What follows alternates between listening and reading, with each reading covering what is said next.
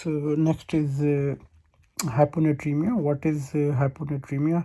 True hyponatremia with sodium in serum is 135, less than 135, and plasma osmolality is less than 280. So the hyponatremia depends on the fluid status, fluid volume of the patient as well. So pseudo hyponatremia, serum osmolality is normal and occurs with the hyperlipidemia and condition that increase the plasma proteins.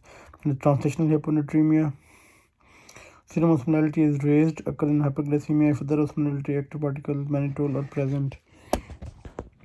Onset can be acute or chronic, and true hyponatremia is classified into three types: hypovolemic hyponatremia, euvolemic hyponatremia, and hypervolemic hyponatremia.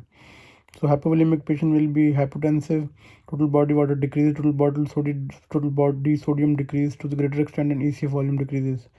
Euvolemic total body water increases, total sodium remains normal, and ECF volume is increased. And hypervolemic, total body sodium is increased, total body water increased to a greater extent, extracellular fluid volume increases markedly. Your FF1 tells you that a post-operative elderly patient has a sodium of 127 millimole. What do you do? Take a history about vomiting, diarrhea, high output stoma, losses, polyuria, fever, drugs, past medical history, renal disease, thyroid disease. Review previous blood results for chronicity. Examination assess the volume, status, pulse, blood pressure, mucous membrane, skin turgor, JVP, urine output, fluid balance, and mucous membrane capillary fill time, peripheral edema. Evidence of confusion, lethargy, and seizures. Arrange blood and urine test: FBC, UNEs, LFTs, glucose, cholesterol, serum, and urinary sodium and osmolalities. What are the symptoms of hyponatremia? Hyponatremia depends on the asymptomatic to symptomatic lethargy, anorexia, seizures, and coma. Acute hyponatremia can present with continuing due to cerebral edema. Who is at risk of developing hyponatremia? Alcoholics, malnutrition patients, patients taking diuretics, burn patients, and hypovolemic patients. What are the causes of hyponatremia? Hyponatremia could be hypovolemic, in which urinary sodium. So there is less water in the body, kidney will conserve, so less sodium in the urine. Less urinary sodium less than 20, GI losses, third phase loss, diuretics, and urinary sodium more than 20, renal loss. And euvolemic, urinary sodium less than 20, urinary sodium more than 20. There are different conditions. And then hypervolemic, urinary sodium less than 20, liver disease, heart failure, or nephrotic syndrome. And then hypervolemic, urinary sodium more than 20 millimeters, it's renal failure. How is serum sodium level regulated? So increase in the serum osmolality stimulates hypothalamic osmoreceptors, which cause thrust and release of ADH. ADH increases renal free water reabsorption, resulting in the production of concentrated urine, returning serum osmolality to normal. And aldosterone is released in response to hypovolemia through the renin-angiotensin-aldosterone axis. This causes absorption of sodium at the distal renal tubule, which encourages water retention. And hypovolemia increases sodium resorption in the proximal tubule. Hypervolemia suppresses tubule sodium resorption, resulting in natriuresis. How do you treat hyponatremia?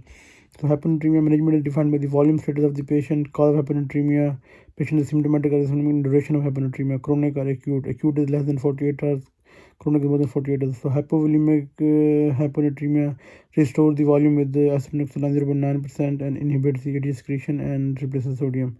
Euvolemic restrict the water and treat underlying disorder. Hypervolemic, water restriction, and diuretics.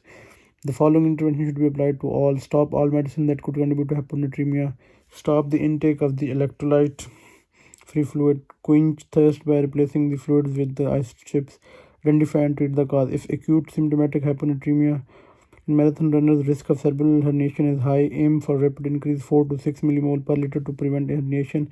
If symptoms are severe, correct with 100 milliliter bolus of 3% hypotonic saline until symptoms resolve. 20 milligram ibuprofen may be given. Chronic hyponatremia usually needs a gradual correction unless symptoms are severe. Risk of osmotic demyelination syndrome (ODS), osmotic demyelination syndrome, is high if serum sodium is under 120, or alcoholism, liver disease, heart, malnutrition, or severe hypokalemia.